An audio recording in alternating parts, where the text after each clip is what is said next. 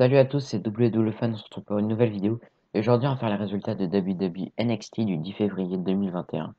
Les commentateurs sont Vic Joseph, Wade Barrett et Beth Phoenix. Ce soir, c'est WWE NXT. Le jeu jeune démarre avec les commentateurs qui nous souhaitent la bienvenue et MSK arrive sur le ring. Donc, c'est Dusty Rhodes Tag Team Classic demi-finale. Donc, MSK contre la Legado del Fantasma. À la fin du combat, Legado va faire leur finisher sur Lee. Carter tire Mendoza en bas du ring pour le sonner. Carter prend la tag et MSK font leur neckbreaker à 2 sur Wild pour le compte de 3. Donc les gagnants sont MSK. De retour suite à la pause, on présente une vidéo sur Mercedes Martinez qui explique que ça lui a pris 20 ans pour avoir cette place. Le titre est sa destinée, dimanche elle va remporter le match. Donc c'est un match simple. Isaiah Ali accompagné de Boa et Tiancha contre Cora Jade. Lee fait son round kick pour gagner en moins de 2 minutes. Après le combat, Kayden Carter et Casey Catanzaro ne sont pas contentes par la nouvelle Jay Ali. Carter s'approche de Tiancha pour savoir qui elle est et ce qu'elle fait, mais Jay Ali lance Carter en bas de la scène. Casey veut intervenir, mais Lee lui fait un round kick. Jay Ali et Boa demandent le pardon à Cha pour l'avoir mal protégé.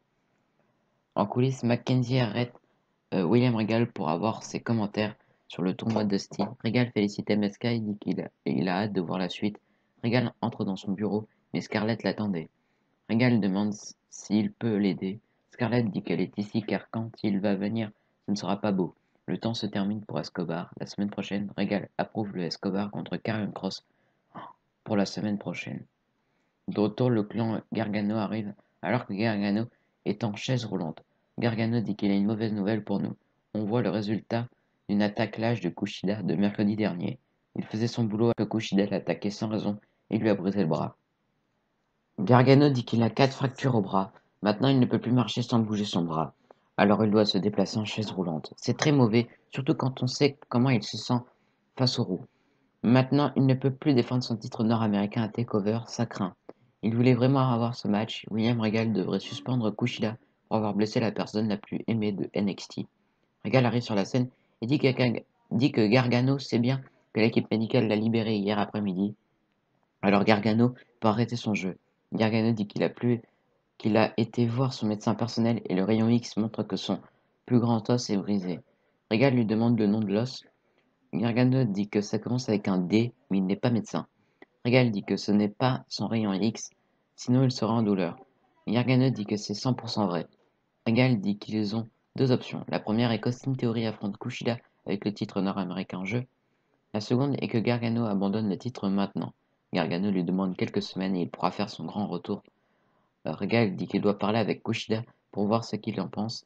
Kushida arrive derrière Gargano et frappe Theory. Kushida veut lui arracher le titre, mais Gargano le repousse. Gargano réalise qu'il doit jouer le jeu de la blessure. Kushida en profite pour le frapper. Donc c'est le match Dusty Rhodes Tag Team Classic demi-finale féminin. Judy Blackheart et Ember Moon contre Candice LeRae et Indy Hartwell. À la fin du combat, Moon fait son éclipse sur l'arrêt. Blackheart monte sur le coin. Hartwell monte sur le ring pour se coucher sur l'arrêt pour la protéger. Et Blackheart fait son senton sur les deux pour le compte de 3 sur Hartwell. Donc les gagnantes sont Judy Blackheart et Ember Moon. Après le combat, Blackheart et Moon vont poser devant le trophée, mais Dakota Kai et Raquel Gonzalez arrivent pour les affronter. Regal dit qu'une équipe fera l'histoire ce dimanche en remportant le trophée de Steve, mais aussi en gagnant un match pour le titre par équipe féminine. En coulisses, on retrouve Tommaso Ciampa et Timothy Thatcher. Thatcher dit qu'ils ont été à la guerre contre un disputé des rats comme ils aiment. Ciampa dit que le Grizzly New Veterans est bien solide, mais ils vont leur botter le cul. Dimanche, ils vont remporter le tournoi et ramener le trophée à la maison. De retour en coulisses, Mackenzie demande à Santos Escobar ses commentaires pour son match contre Karrion Kross. Escobar dit que ça laisse du temps pour se préparer. Joaquin Wilde et Raúl Mendoza arrivent.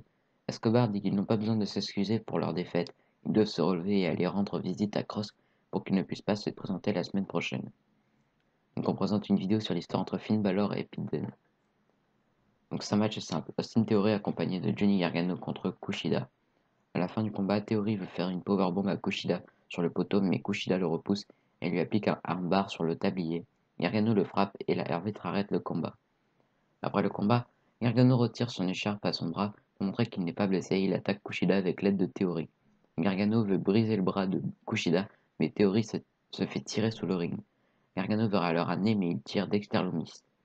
Theory sort de sous le ring mais Lumis lui fait peur et Kushida en profite pour lui appliquer son armbar. Gargano monte sur le ring pour sauver Theory mais Kushida lui applique un armbar pendant que Lumis fait son slipper sur Theory.